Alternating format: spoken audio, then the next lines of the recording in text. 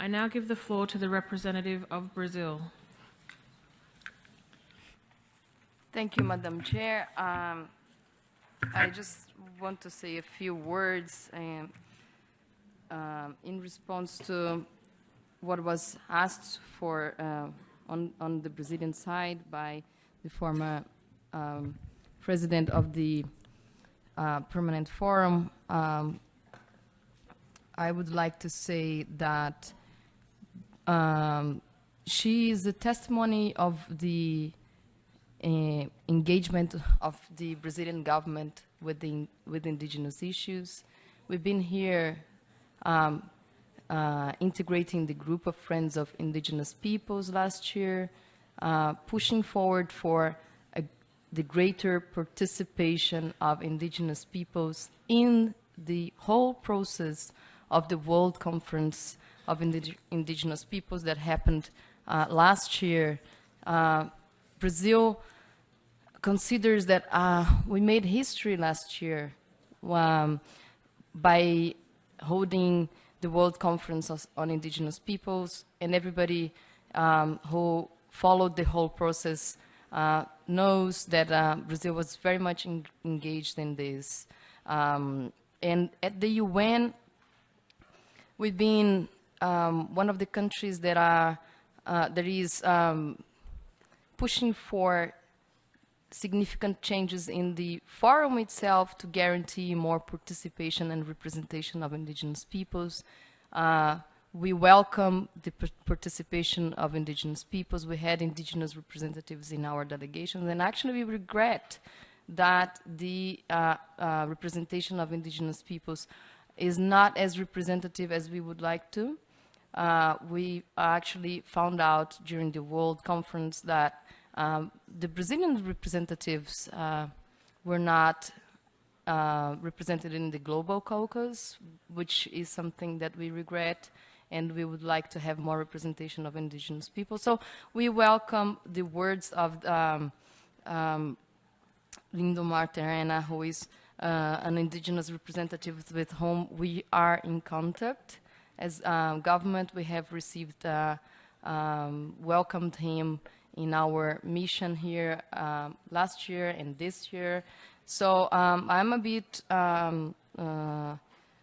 concerned with the words that were used here, not by Lindomar himself, but some words that was mentioned by some harsh words that was put forward here, saying that Brazil disregards the indigenous rights. That's not quite right. I just want to say, with regard to lands, we have 1.1 million indigenous lands recognized. I challenge any other country that would have the same size.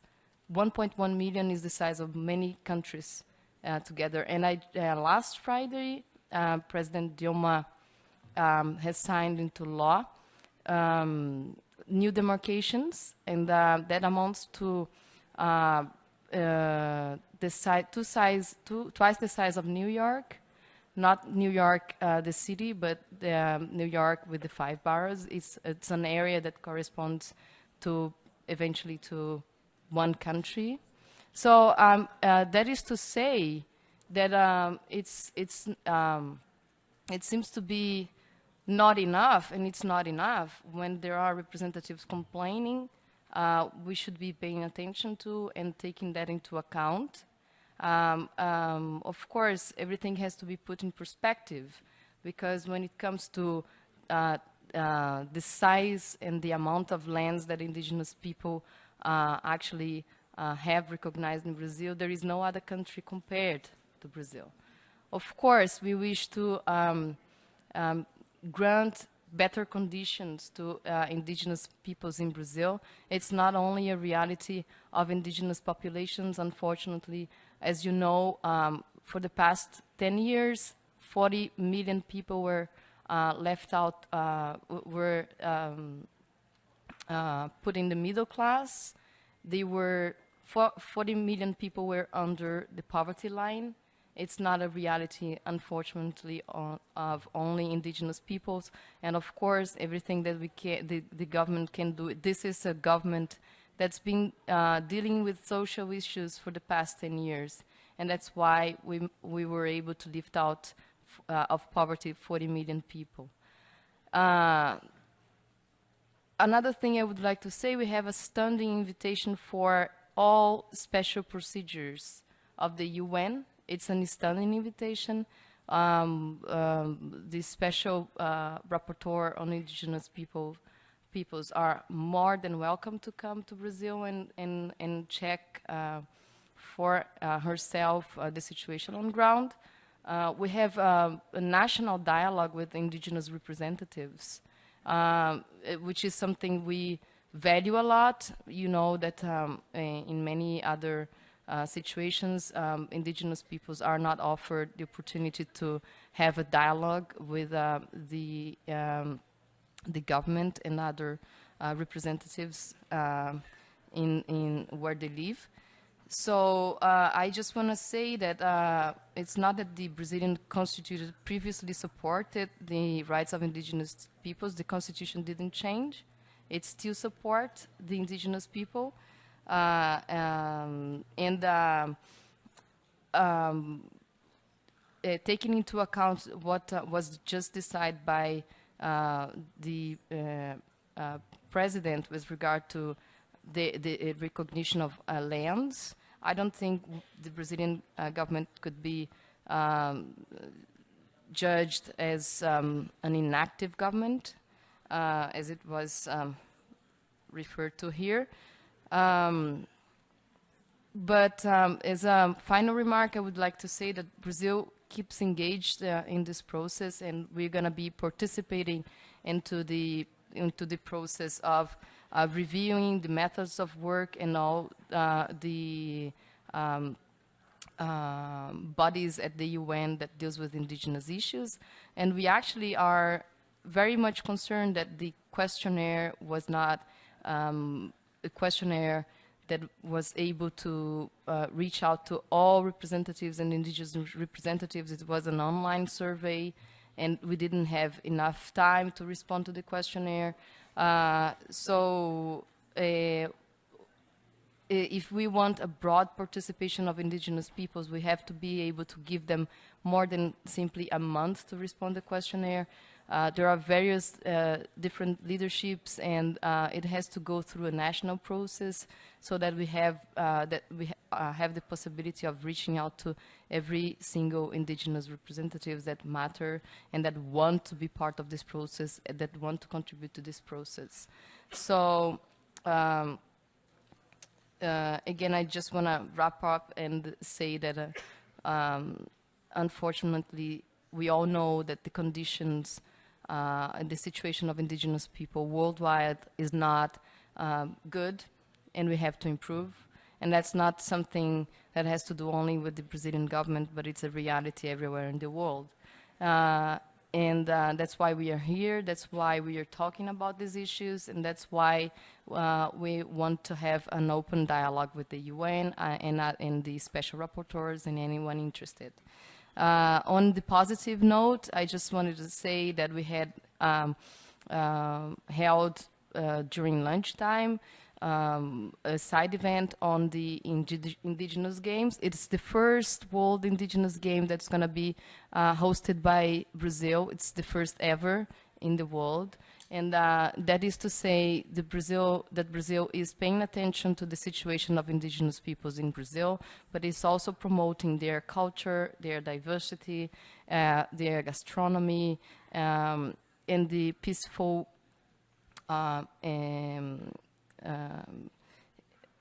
interaction between all different indigenous nations in the country. Thank you. I thank the representative of Brazil for her statement. I give the floor to Ms. Daly Sambo-Duro. Thank you very much. I greatly appreciate the comments just now made, and I won't go into sort of the general legal principle about erring or favoring the side of the most marginalized. But I think that with respect to the statement that was made, I can only take the comments of Mr. Lindemar on face value, and the fact that he must be carrying this message with a major dose of truth. And I appreciate the Brazilian government responding to this specifically, and I just wanted to cover a few of the points that have been iterated. Yes, indeed, I myself, and I think there are many others here that would agree that as far as the global caucus in relation to the high-level plenary meeting that was known as the World Conference on Indigenous Peoples wasn't representative of all Indigenous peoples, and you have highlighted an area of concern about the lack of direct participation of Brazilian Indigenous peoples. I took note of your reference last year, I think it was delivered on the part of the ambassador, that the composition of even the Permanent Forum on Indigenous Issues, the proposal for an expansion of the number of seats in order to be much more reflective of the diversity, including the diversity in Brazil. I recall this specific proposal. And with regard to the reference to harsh language in the context of Mr. Lindemar's commentary, I was reiterating what was being stated by him. But I think even more significantly, and especially in the context of our efforts to reform and become more effective in relation to our methods of work, I would pose the question to not only the government of Brazil, but all member states present, what are, and I don't expect an answer now, but what are the suggestions for becoming more effective and prompting or initiating dialogue? Because indeed, I did note specifically that the ambassador did extend an invitation to Mr. Lindemar and potentially other Indigenous peoples from Brazil, but I think he was the only one that was present last year, so I took note of that. But what are the specific suggestions in terms of our methods of work from member states as to how do we allow for the space at the international level to genuinely create the change at the national and domestic level, but even more significantly out there and on the ground within Indigenous homelands, within Indigenous communities, and for us to think carefully about that, and especially from the member state perspective in relation, again, to our methods of work here at the Permanent Forum on Indigenous Issues in order to become more effective. And as I said at the conclusion of my remarks, welcome representatives like Mr. Lindemar back with the opportunity and the space to share,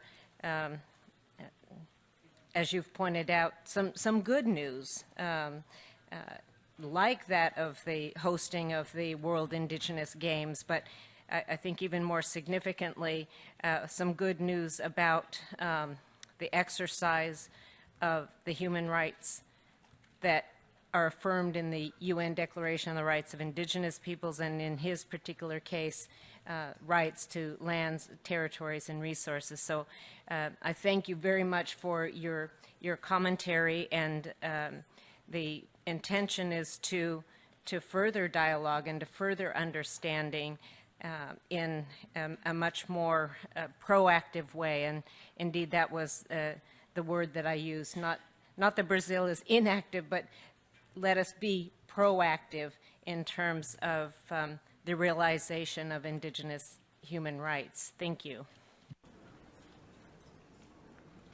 I thank Ms. Daly Sambo-Duro for her comments.